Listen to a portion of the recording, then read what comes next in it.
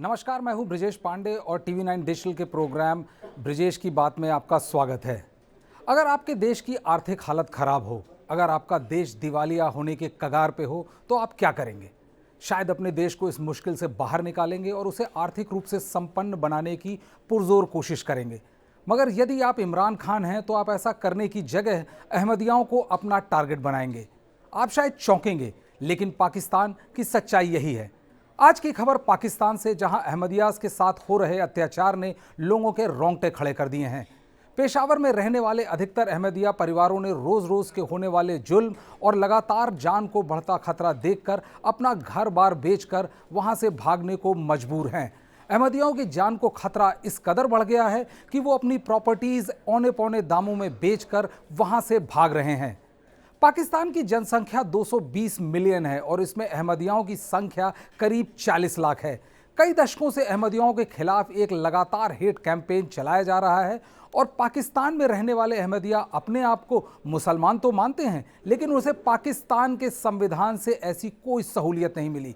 पाकिस्तान के संविधान ने इस बात की इजाज़त नहीं दी है कि वो अपने धर्म के बारे में बोल सकें और उसका प्रचार कर सकें। इससे ये स्पष्ट है कि वो अपने आप को किसी भी तरीके से मुसलमान नहीं कह सकते। उनकी स्थिति पाकिस्तान में किस कदर खौफनाक है, इसका अंदाज़ा इसी से लगाया जा सकता है कि हालांकि उनके ऊपर और उनके लोगों, उनके पूजा घरों के ऊपर पाकिस्तान के कई हिस्सों में लगातार हमले होते रहे हैं, मगर इनकी स्थिति पाकिस्तान के north western Pashtun dominated belt में ज़्यादा खराब है, जहां आतंकियों की ज़्यादा मौजूदगी है।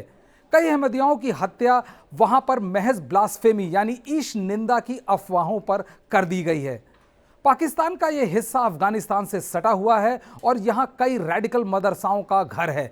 अहमदियों की लगातार हो रही हत्याओं ने पेशावर और उसके आसपास के इलाके अचीनी में भी भारी संख्या में इन्हें वहां से भागने पर मजबूर कर दिया गया है।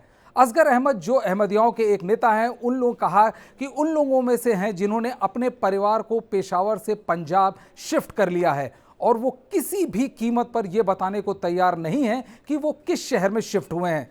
असगर का कहना है कि पेशावर में उनके धर्म के चलते उन्हें एक एलियन की तरह ट्रीट किया जाता है। हालांकि सुरक्षित तो वो पूरे पाकिस्तान में महसूस नहीं करते, मगर उनको ये उम्मीद है कि उनके नए पड़ोसियों को उनकी हकीकत का पता नहीं चला है और जब तक ये नहीं चलेगा तब तक उनकी स्थिति थोड़ी बेहतर होगी।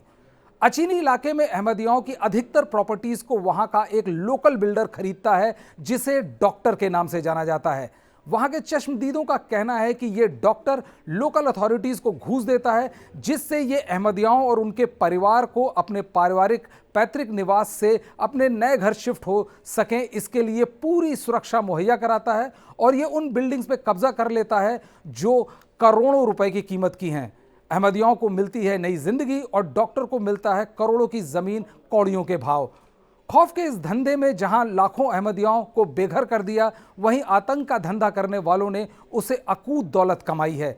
हालांकि अहमदियों का आरोप है कि कट्टर धर्मांध नेता अक्सर अहमदियों की सार्वजनिक निंदा करते हैं, लेकिन ह्यूमन राइट्स वॉच ग्रुप का यह भी कहना है कि पाकिस्तानी अधिकारी आमतौर पर अहमदियों को ब्लास्फेमी यानी ईश निंदा और अन्य झूठे आरोपों में ऐसे ही पकड़ लेते हैं, जबकि उनका कोई कसूर नहीं होता।